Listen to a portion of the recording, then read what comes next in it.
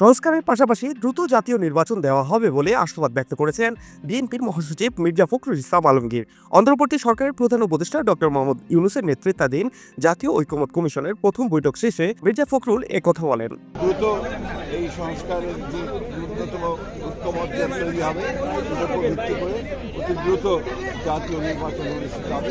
তবে প্রধান উপদেষ্টা জানান, রাজনৈতিক দলের উপর সংস্কারের দাবি চাপিয়ে দেবে না সরকার। জাতীয় ঐকমত্য কমিশনের এই বৈঠকে এসব আলোচনা হয়। জাতির সামনে আপনাদের ইচ্ছাগুলোকে তুলে ধরা, এর ভিত্তিতে আমরা কী কাজ করবো সেটা আমরা পরে দেখার পরে ঠিক করবো যে এটা কি করা যায়, আপনাদের বক্তব্যগুলো কি আছে। মির্জা ফখরুল ইসলাম আলমগীরের নেতৃত্বে বিএনপির স্থায়ী কমিটির সদস্য নজরুল ইসলাম খান, সালাউদ্দিন আহমেদ ও মেজর অবসরপ্রাপ্ত হাফিজউদ্দিন আহমেদের সমন্বয়ে গঠিত একটি প্রতিনিধি দল জাতীয় ঐকমত্য কমিশনের এই বৈঠকে অংশ নেয়। বৈঠকে মির্জা ফখরুল ইসলাম আলমগীর সংস্কারের প্রয়োজনীয়তার বিষয়ে কথা বলেছেন।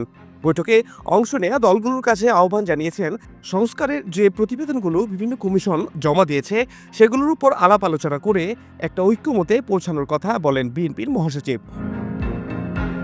এছাড়াও জাতীয় ঐকমত্য কমিশনের এই বৈঠকে বাংলাদেশ জামায়াতে ইসলামীর সেক্রেটারি জেনারেল মিয়া গোলাম সরোয়ার, কেন্দ্রীয় নেতা সৈয়দ আবদুল্লাহ মোহাম্মদ তাহের, ইসলামী আন্দোলন বাংলাদেশের মহাসচিব ইউনুস আহমেদ, প্রেসিডিয়াম সদস্য সৈয়দ মুসাদ্দেক বিল্লাহ আল মাদানী সহ ৩ জন, জাতীয় পার্টির কাজী জাফর মুস্তফা জামাল হায়দার, লিবারেল ডেমোক্রেটিক পার্টির চেয়ারম্যান কর্নেল অবসরপ্রাপ্ত অলি আহমেদ, নাগরিক ঐক্যের সভাপতি মাহমুদুর রহমান মান্না, বিজেপির চেয়ারম্যান আন্দোলিপ রহমান পার্থ, গণ অধিকার পরিষদের সভাপতি নুরুল হক, বাংলাদেশ এলডিপির চেয়ারম্যান শাহাদাত হোসেন সেলিম সহ অন্যান্য দল ও সংগঠনের নেতারা অংশ নিয়েছেন।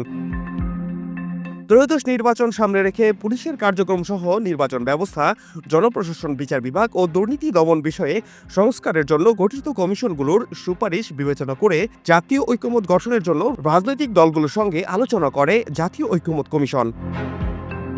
এর আগে প্রধান উপদেষ্টা অধ্যাপক মোহাম্মদ ইউনূসকে সভাপতি ও সংবিধান সংস্কার কমিশনের প্রধান অধ্যাপক আলী রিয়াজকে এই কমিশনের সহসভাপতি করে 7 সদস্যের জাতীয় ঐকমত্য কমিশন গঠন করে প্রজ্ঞাপন জারি করে সরকার। গুরুত্বপূর্ণ এই বৈঠকে বিএনপি সহ দেশের প্রায় সব রাজনৈতিক দল ও কয়েকটি সংগঠনের নেতারা অংশ নিয়েছেন। আওয়ামী লীগের জোটে থাকা কোনো দল ও জাতীয় পার্টিকে এই বৈঠকে ডাকা হয়নি।